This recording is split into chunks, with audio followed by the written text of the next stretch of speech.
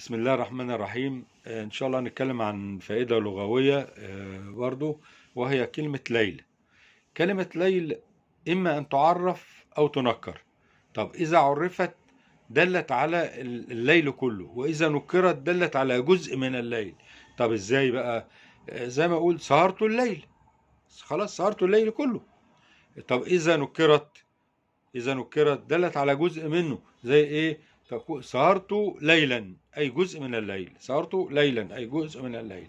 طيب، في أما تعرب بقى، قال تعالى إيه؟ يسبحون الليل والنهار لا يفترون.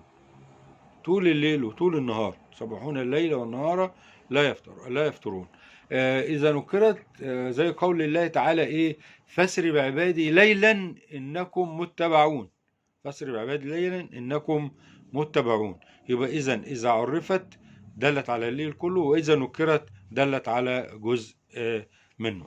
وأشكر حضرتك.